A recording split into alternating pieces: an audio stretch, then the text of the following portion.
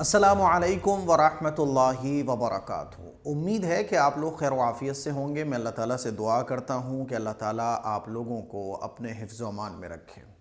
ہم لوگوں کا سبق چل رہا ہے جزم والے چیپٹر پر، جزم اور سکون۔ یہ پورا میں نے آپ لوگوں کو سمجھایا تھا اور ایک لائن ہم پڑھ بھی چکے تھے۔ آج ہم لوگ یہاں سے یہاں تک پڑھیں گے۔ بسم اللہ الرحمن الرحیم۔ دھیان سے سنیے، سمجھیے اور اس کے ساتھ ساتھ پریکٹس کیجیے۔ اگر آپ صرف سنتے رہتے ہیں، سمجھتے رہتے ہیں لیکن زبان کو نہیں ہلاتے ہیں، کیونکہ ہم لوگوں کا آج کل مزاج یہ بن گیا ہے کہ فالتو چیزوں میں تو پٹر پٹر ہماری زبان خوب چلتی ہے نا، لیکن کام کی چیزوں میں ہماری زبان بالکل نہیں چلتی ہے۔ جن چیزوں سے ہم قابل بن سکتے ہیں ان کی ہم پریکٹس نہیں کرتے۔ اسی لیے پریکٹس یہ بہت ضروری ہے۔ پریکٹس کے ذریعے ہی جو آپ سمجھ رہے ہیں، جو سیکھ رہے ہیں، وہ نکھر کر سامنے آتا ہے۔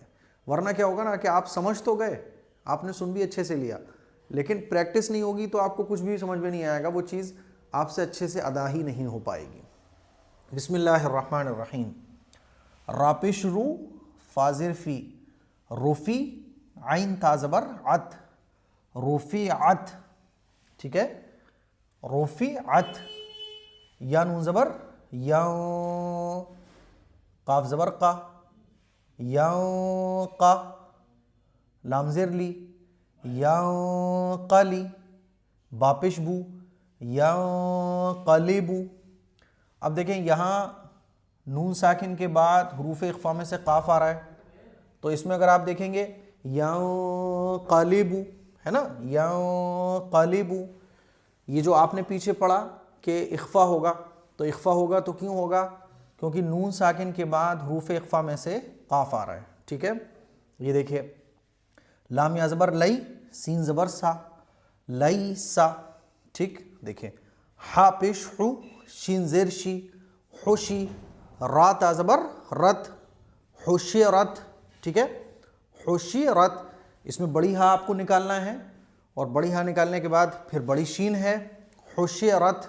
اگر آپ یہاں سے پڑھیں ایک بار، رفعت، یا قلیبو، ٹھیک، لیسا، خوشی رت۔ اب دیکھیے آگے، اگر آگے آپ دیکھیں یا عین زبر یا، لام زبر لا، یا لا، میم پیش مو، یا لمو۔ دیکھیں عین کی آواز آپ کو نکالنے کی پریکٹس کرنی ہے، یا لمو۔ آگے دیکھیں سین پیش سو، تازر تی، تازر تی نہیں پڑھیں گے، تازر تی پڑھیں گے تو غلط ہو جائے گا، تازر تی، سوتی، ہا تا زبر ہت، سوتی ہت، سوتی ہت۔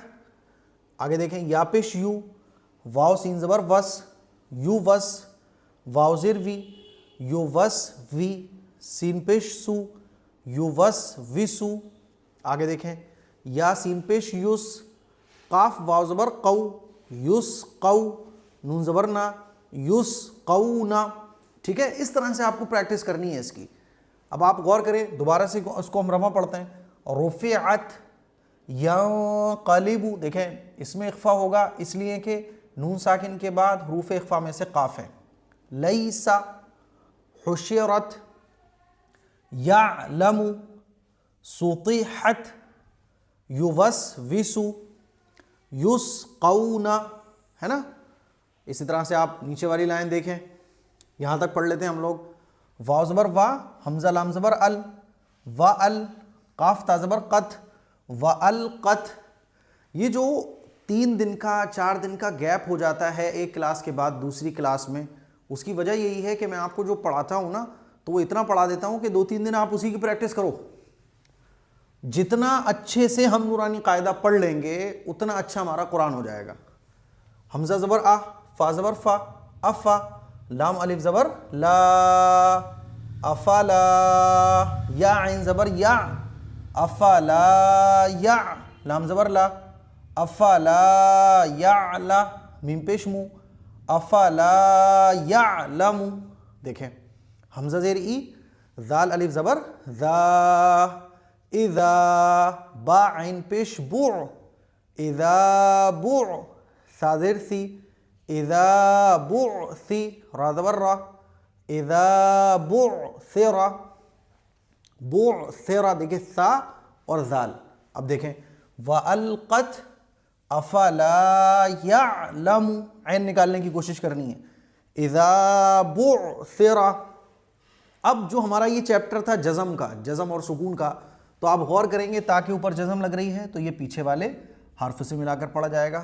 عین کے اوپر جزم لگ رہی ہے تو یہ پیچھے والے سے ملا کے پڑھا جائے گا.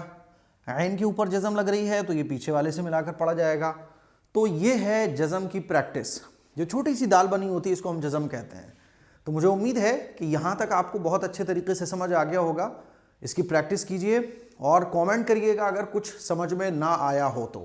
عین کی، ہا کی، اور جو قواعد آپ پیچھے پڑھ چکے اب تک ان قواعد کو اپلائی آپ کو یہاں کرنا ہے. اس کلپ کو شیئر کریں، دوسروں تک پہنچائیں. السلام علیکم ورحمۃ اللہ وبرکاتہ.